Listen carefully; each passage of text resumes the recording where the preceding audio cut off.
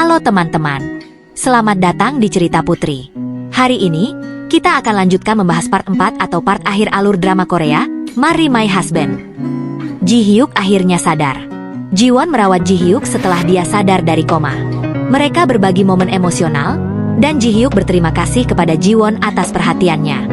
Namun, Ji-won merasa tak tenang karena takdir buruk yang dulu menimpanya kini beralih ke Juran. Dia merasa perlu melakukan sesuatu untuk mengubah takdir tersebut. Sementara itu, Juran mengetahui perselingkuhan suaminya dan merasa tak berdaya. Ji-won membantunya dengan melaporkan suaminya ke polisi, berharap bisa mengubah takdir buruk yang dulu menimpanya. Namun, saat mereka tiba di rumah Juran, suaminya mengelak. Ji-won menyadari bahwa beberapa tanda yang ada di rumah tersebut mirip dengan takdir buruk yang dulu menimpanya, seperti permen yang tersebar di lantai dan sepatu hak tinggi merah. Dia segera menghancurkan meja kaca untuk mencegah Juran terluka. Tak disangka suami Juran mendorong Juran ke meja, tapi untung meja itu sudah dihancurkan Ji-won. Seok-jun kemudian menjadi pengacara Juran untuk perceraiannya. Di sisi lain, Ji-won memutuskan untuk menggoda Min-hwa agar takdir buruknya beralih ke Sumin. Dia membeli sepatu hak tinggi merah dan berpura-pura bertengkar dengan Ji Hyuk di kantor untuk menarik perhatian Min-hwa. Setelah itu, Ji-won mengajak Min-hwa minum dan membual tentang uang yang diterimanya dari ketua untuk putus dengan Ji Hyuk. Dia juga menyebutkan kecelakaan truk yang melibatkan ayah Sumin, berharap Min-hwa terprovokasi. Ji Hyuk mengetahui, Min-hwa ternyata sedang berselingkuh dengan Yura. Ia pun memberitahu Ji-won, yang langsung menghentikan rencananya menggoda Min-hwa. Min-hwa yang sudah sangat senang menyangka Ji-won kembali padanya dan sudah meminta cerai pada Sumin menjadi sangat marah, karena merasa dipermainkan Ji-won. Min-hwa yang sangat marah pun menyerang Ji-won dan hampir membunuh Ji-won. Untung Ji Hyuk datang tepat waktu menyelamatkan Ji-won. Ji-won yang selamat dari upaya pembunuhan oleh Min-hwa merasa trauma dan cemas akan keselamatan dirinya dan orang-orang di sekitarnya.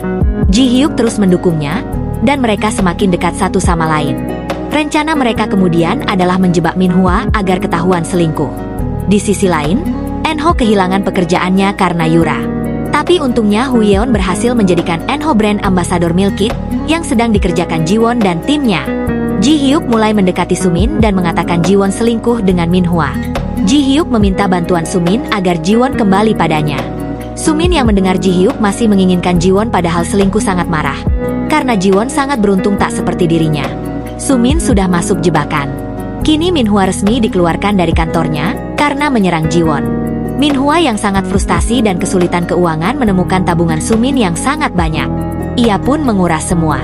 Kemudian mendatangi Yura meminta bantuan sekaligus menawarkan bantuannya menyingkirkan Ji-won.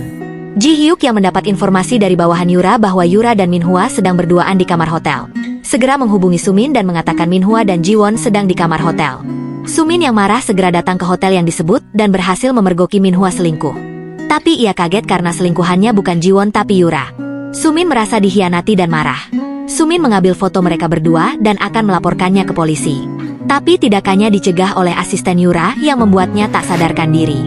Ketika tersadar, ia sudah di tempat yang berbeda. Min-hwa mengatakan akan mendapatkan uang asuransi jika Sumin meninggal. Min-hwa pun menyerang Sumin dan berniat menghilangkan nyawanya.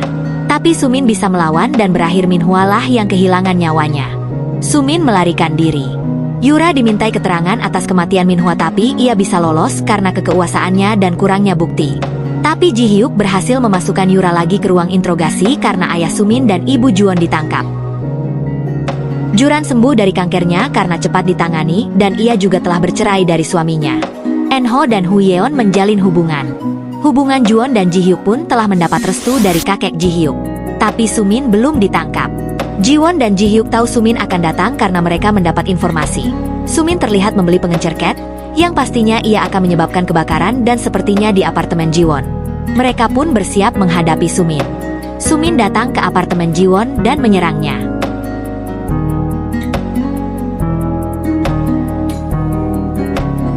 Tapi Ji-won bisa menyerang balik dan akhirnya Sumin ditangkap polisi.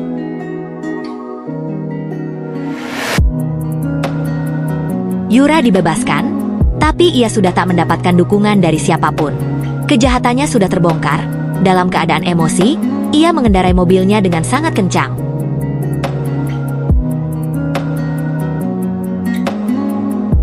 Berakhir kecelakaan dan kehilangan nyawa. Kematian Jiwon digantikan Minhwa dan kematian Ji-hyuk digantikan Yura. Dalam tahanan Sumin tetap menceritakan kebohongan kisahnya dan Jiwon seperti di SMA dulu. Jiwon dan Ji-hyuk menikah.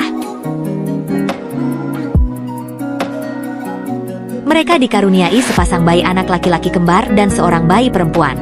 Hidup mereka bahagia dan saling mendukung. Cerita berakhir bahagia. Terima kasih telah menonton cerita Putri.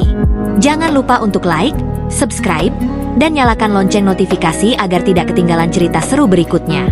Sampai jumpa di video berikutnya.